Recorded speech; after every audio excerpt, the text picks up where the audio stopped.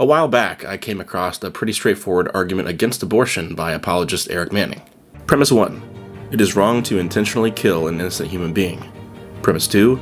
Abortion intentionally kills an innocent human being. Conclusion. Therefore, abortion is wrong.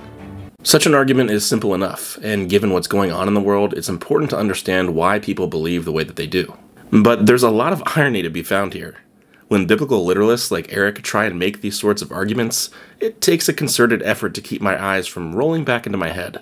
Before getting to my main point, consider at least two troubling passages that may have direct applicability to the abortion issue.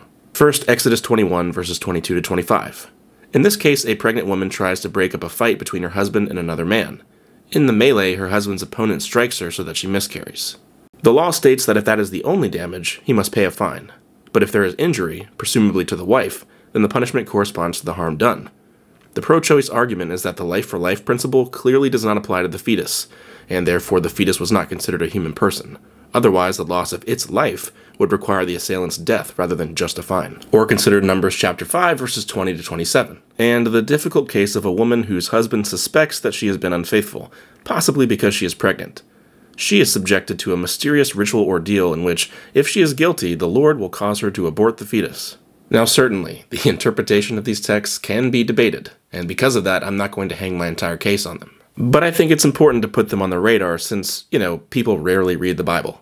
But let's now turn to Eric's argument using 1 Samuel 15 as a test case. There, God is depicted as commanding the total destruction of the Amalekites, which specifically includes the infants and all the women. The irony here is that Eric's own argument should function as a defeater for his conservative reading of the Old Testament. Consider. Premise 1. It is wrong to intentionally kill an innocent human being. Premise 2. Stabbing an infant or pregnant woman to death intentionally kills an innocent human being. Conclusion. Therefore, stabbing an infant or pregnant woman to death is wrong. Now, how might he get out of this?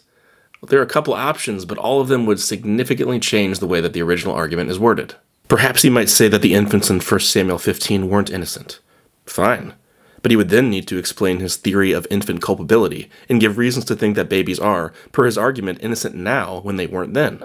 Or maybe he could say that the Amalekite babies were innocent, and it's just okay to kill innocent babies if God tells you to. Okay, but that means he can't even accept premise 1 of his own argument. And admitting to something like that takes a lot of the rhetorical force off of the original point he was trying to make. This is all just scratching the surface though, as I go over just how bloodthirsty the biblical God can get in this video next to me. Go watch it. Well, there you have it. Yahweh commands you to.